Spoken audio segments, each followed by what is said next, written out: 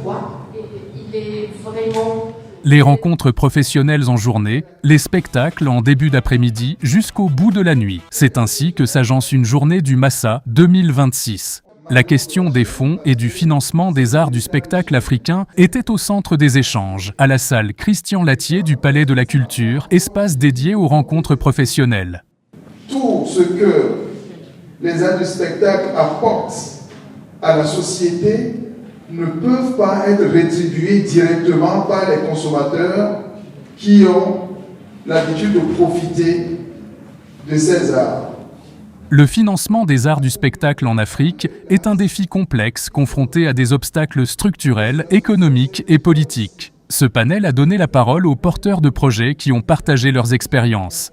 Le problème entre ces organisations qui existent, que ce soit les fonds publics, que ce soit les fonds la dette bancaire ou d'autres sources de financement marchand, c'est l'accès, en fait, c'est le problème de structurer des dossiers qui passent, en fait, des dossiers bancables. Nous avons l'ambition d'apporter les deux types de solutions aux acteurs culturels, c'est-à-dire du financement non marchand et du financement marchand. En Suisse et en Europe, je ne connais pas assez bien en Afrique pour la diffusion, je me rends compte que si on va chercher des partenaires dans le milieu plus commercial, si on va demander à des banques, à des marques de cigarettes, à des gens comme ça, ils attendent un retour sur investissement que, par exemple, au niveau du théâtre, ils ne retrouvent pas. Parce que c'est à nous de savoir quel est le public que nous mobilisons et en fonction de cela, aller toucher le type de partenariat intéressé par ce public-là. Aujourd'hui, si j'ai envie de mettre en place une plateforme qui va concurrencer Netflix, ce n'est pas sur les États que je peux compter. Il faut aller trouver des opérateurs économiques qui comprennent les enjeux. Il faut aller voir les institutions financières qui comprennent les enjeux, monter un véritable business plan et aller à la conquête du marché. C'est comme ça que nous allons générer des revenus. Ce n'est pas en montant de petits projets qu'on va diffuser dans le quartier. C'est utile pour entretenir l'animation des territoires. Mais ce n'est pas avec cela que nous allons conquérir les 2250 milliards de dollars du marché mondial. Bien que les modalités de financement varient selon les zones culturelles, Afrique francophone, anglophone ou lusophone, le manque de ressources et la difficulté à équilibrer les budgets constituent un défi majeur partagé par tous. Tant que l'Afrique doit aller chercher ses financements à l'Ouest, on ne sera pas maître de notre création. On ne sera pas maître de notre création.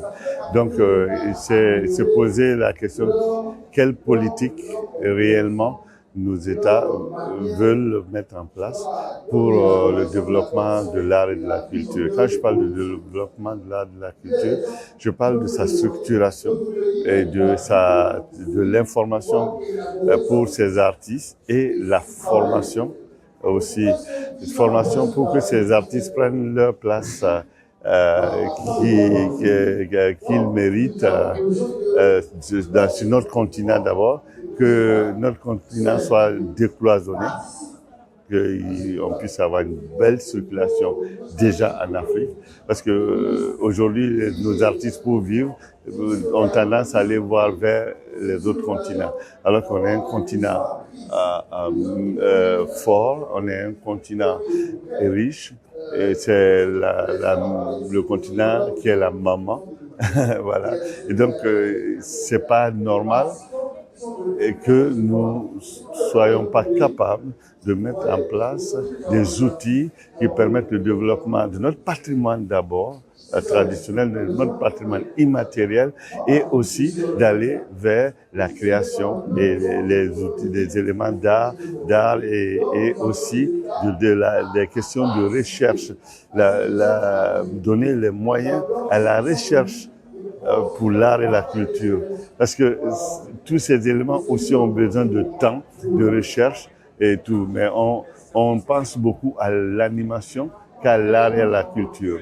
Que ce soit au Burkina, au Maroc, au Nigeria, nous avons le même combat. Ça nous permet de voir aussi, en fonction des différents pays, qu'il faut toujours innover, il faut toujours travailler à quel modèle économique nous devons trouver et encore pour nos festivals.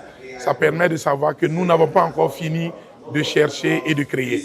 Riches en enseignements, les échanges se sont conclus sur un conseil de taille. Pour Adélaïde Kourouma, experte auprès des PME et des industries créatives, l'urgence est claire. Construisez vos différents modèles économiques, a-t-elle lancé à l'endroit des nombreux directeurs de festivals et entrepreneurs culturels participants.